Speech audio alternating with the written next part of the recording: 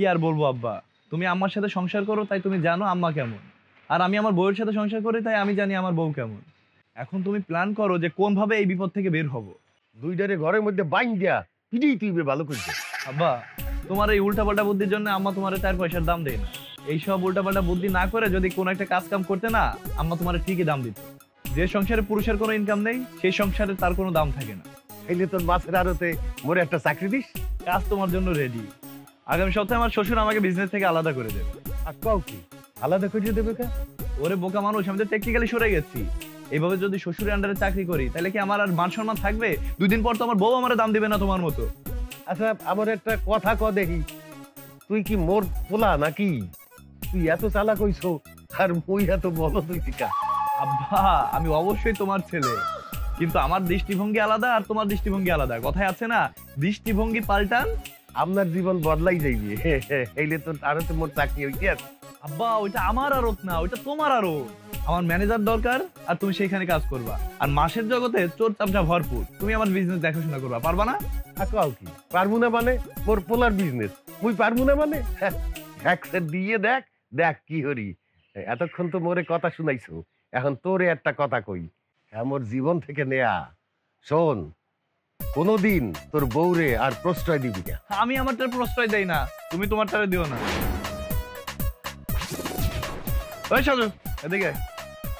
আসসালামু আলাইকুম দুলা ভাই। ওয়ালাইকুম আসসালাম। কাছে তোর বোন নেই, তোর মা কি এমন, তোর বাপ মাকে সব এমন? হ্যাঁ, তোর বোন এমন কেন?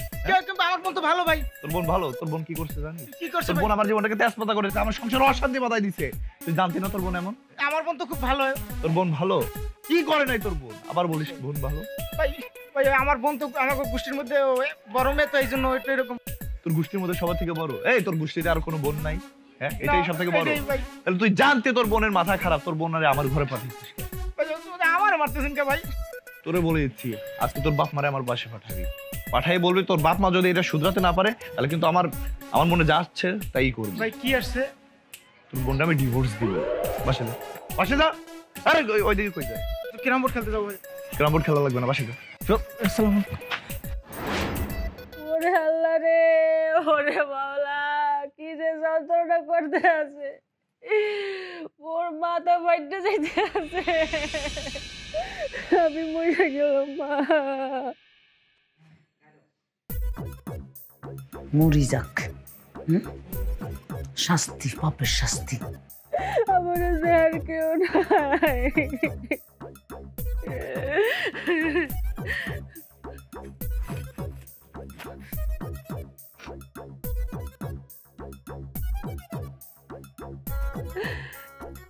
কেমন বেড়া মানুষ, ফোন দেই ফোনও ধরে না।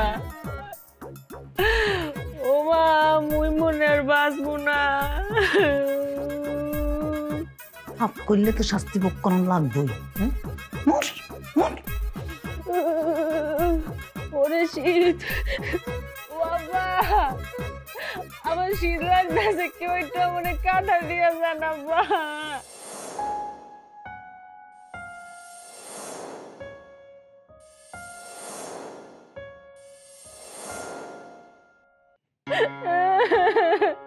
আমি কি ভুল করতে আছি?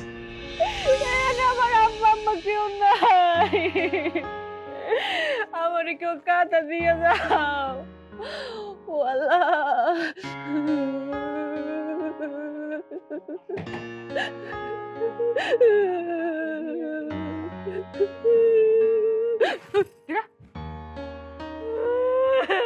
আম্মা, তোমাকে মাফ করে দেন মা, আমি বুঝতে পারি নাই।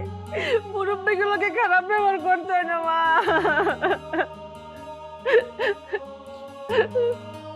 মাতিও না, এসব কথা মাতিও না। আমি সব ভুলে গেছি। বৌমা, আর উচিত হয় না তোমার লগে খারাপ ব্যবহার করো। আরে তুই মাফ করে দিও। আল্লাহ আল্লাহ, আমি কি করব মা? মায়েরা কোনো সন্তানের কাছে মাফ চায় না মা। আমি এই দিনটার অপেক্ষায় ছিলাম। মা, ঝগড়া কোনোদিন সংসারে সুখ দিতে পারে না, বরং আরো ক্ষতি করে, সমাজের বুকে মানহানি করে। একসের কথাটা ঠিক বলছো, খালি সম্মানই হানি করে না, মানুষের মনুষ্যত্ব নষ্ট করিয়ে দেয়। অবচেতন মনে মানুষ মানুষকে না চিনিয়া যা মনে চায় হেই এই বলতে থাকে। রাস্তাঘাটে দেখি শিক্ষিত অশিক্ষিত উভয় বাপ মা তুলিয়া গালাগালি করে।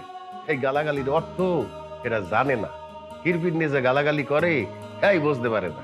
মা, তুমি আর কখনো আব্বাকে ছোট করে কথা বলবা না, তাহলে কিন্তু আমি বাবাকে নিয়ে, তোমার বৌমাকে নিয়ে এই বাসা ছেড়ে চলে যাব। বাবা রে, আরে আর সরম দিস না, আমি বুঝছি।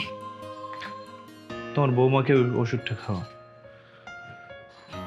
বাবা শুধু তাই না, যারা ঝগড়া করে গালাগালি করে তারা আস্তে আস্তে না মানসিক রোগীতে পরিণত হয়। একটা সময় দেখা যাবে ঝগড়া করতে করতে তাদের মুখ দিয়ে না কখনো ভালো কথা বের হয় না, কোনো ভালো কথা বলতে গেলেও তাদের মুখ থেকে গালি বের হবে। আমাদের এই দেশে না একটা আইন হওয়া উচিত, ভাসমান আইন হওয়া উচিত। যারা গালি দেয় ঝগড়া করে তাদের আইনের আওতায় এনে না শাস্তি দেওয়া উচিত, যেন এই সোনার বাংলায় আমার মায়ের ভাষা বিকৃতি না হয়। এই ভাষার জন্য জীবন দিয়েছে কত শহীদ, আর আমরা এই ভাষাকে অপব্যবহার করছি। বাবা, আমাদের সবার স্লোগান হওয়া উচিত, গালি ভালো না, আমি ঝগড়া পছন্দ করি না। আমরা ঝগড়া পছন্দ করি না।